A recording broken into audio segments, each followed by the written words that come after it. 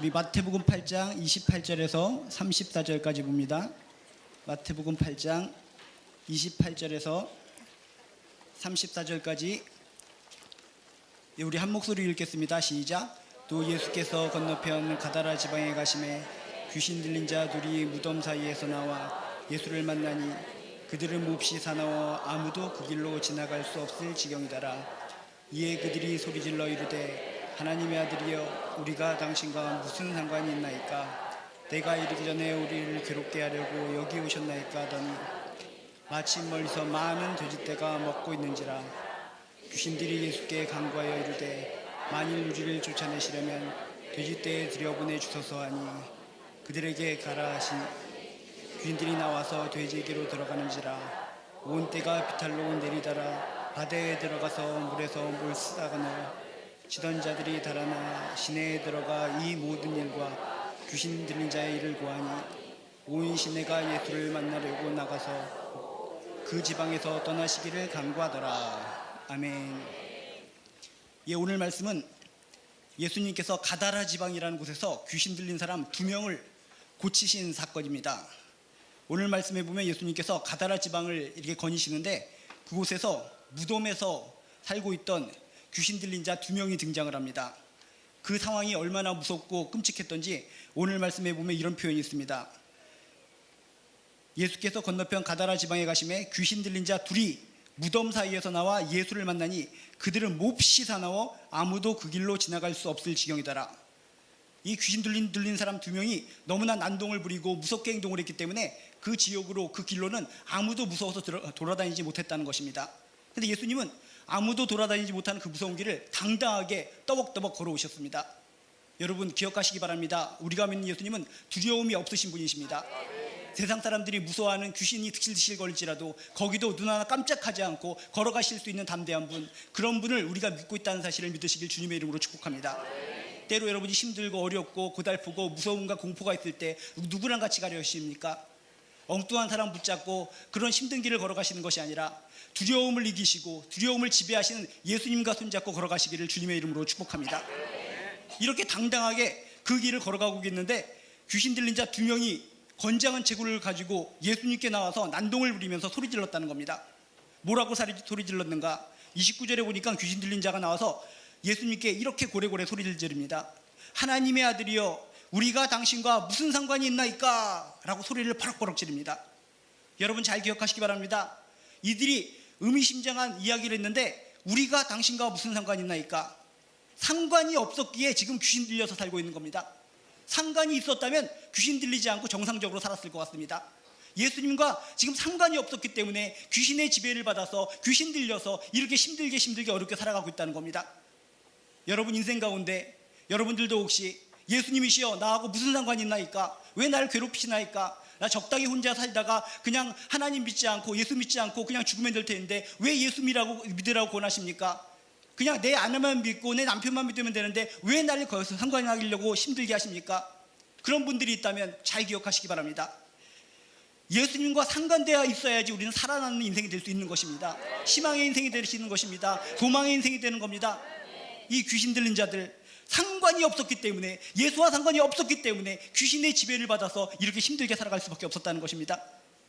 물에 빠진 사람이 있습니다. 물에 빠진 사람이 아둥바둥거리면서 허푸허푸 죽으려고 그럽니다. 그때 119 구조대가 나타납니다. 119 구조대가 나타나서 살려줄게 하고 손을 내밉니다.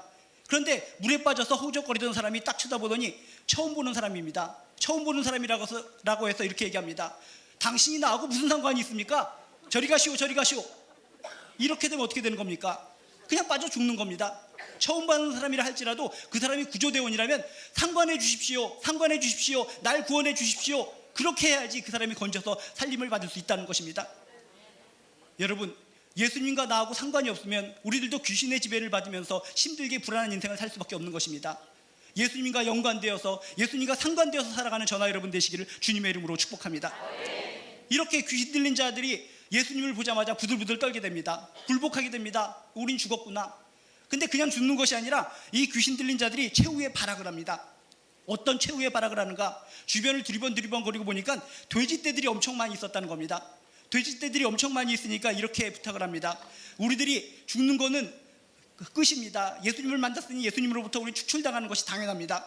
그런데 그냥 축출하지 마시고 돼지 속으로 들어가게 허락해 주시옵소서라고 얘기를 합니다. 그래서 예수님께서 허락을 했더니 이 귀신들이 갑자기 뿅뿅뿅 튀어나오더니 그 지경에 있는 수천 마리의 돼지떼 속으로 쏙쏙쏙쏙 들어가 버립니다. 그리고 귀신도 능력이 있는지라 돼지 속으로 쏙쏙쏙 들어가서 이 돼지들을 갖다가 이끌고 막 흥분시켜서 비탈길로 막 떨어지게 만듭니다. 비탈길로 딱딱딱딱 떨어져서 삼천 궁녀도 아닌 것이 바다에 다 떨어져서 다 죽고 말아버립니다.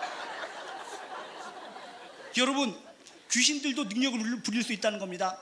돼지들을 조종해서 물에 떨어뜨려서 몰살시키는 능력, 이런 능력들 때문에 많은 사람들이 귀신의 지배를 받으면서 귀신께 예배를 드리면서 살아가는 사람들이 종종 있습니다.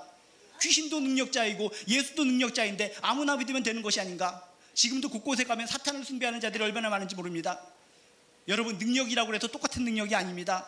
귀신이 부리는 능력은 어떤 것입니까? 오늘 말씀에서 돼지를 몰살시킨 것처럼 망하게 하는 일, 죽이는 일, 도둑질하는 일, 파괴하는 일, 이간질하는 일, 분열하는 일, 좌절, 실망, 고통, 공포, 이런 쪽으로 능력을 부리는 거, 이런 쪽으로 조화를 부리는 것이 바로 귀신의 능력이라는 겁니다.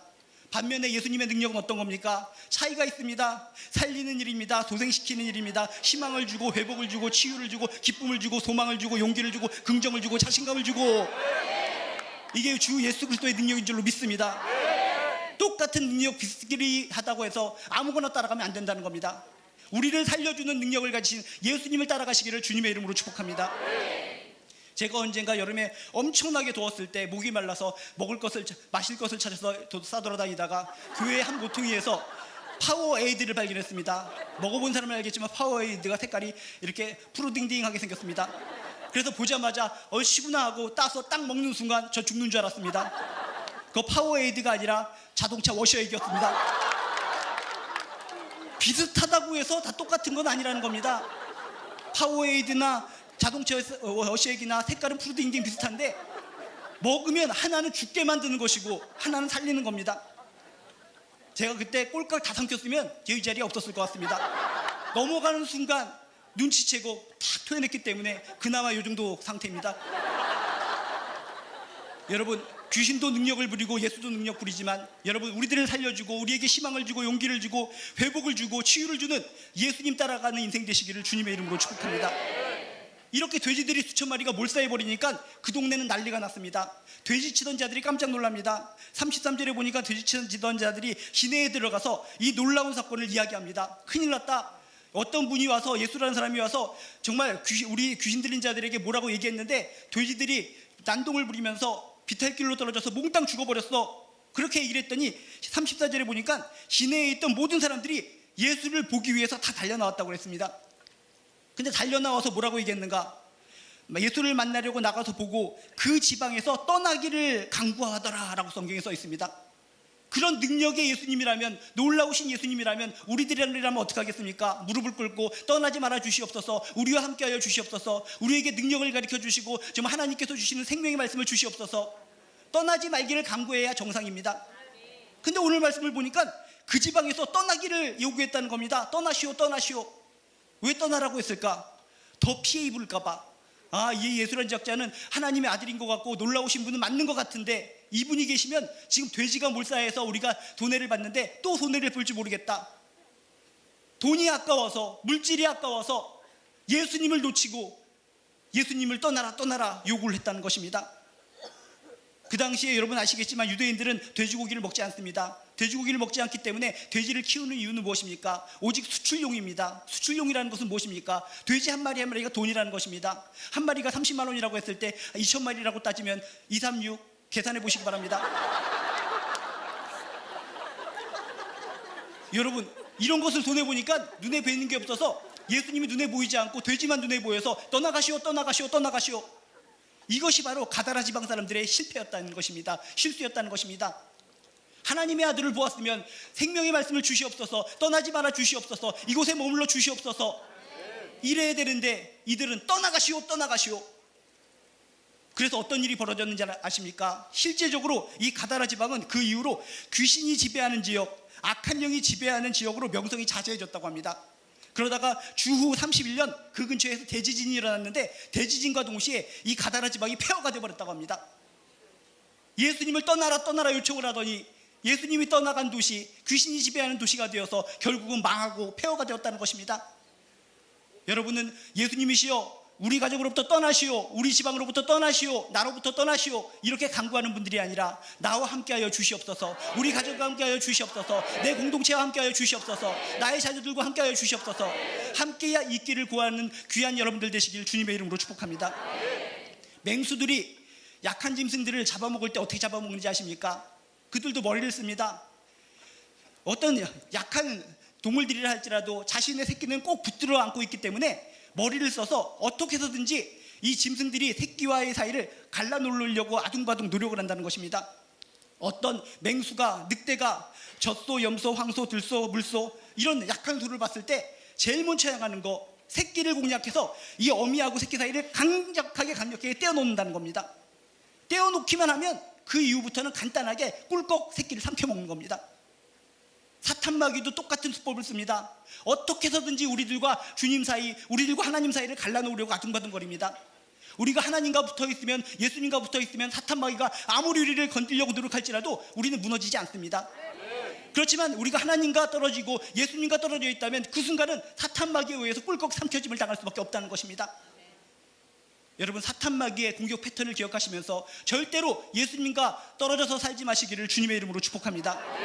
우리 인생이 소망을 가지고 인생의 진정 희망과 용기가 피어나는 아름다움을 살기 위해서 필요한 것, 전능하신 예수님, 능력자의 예수님, 우리를 살리시는 예수님, 우리에게 용기와 희망을 주시는 예수님, 그분을 꽉 붙들고 그분과 딱 달라붙어서 살아가는 저나 여러분 되시길 주님의 이름으로 축복합니다.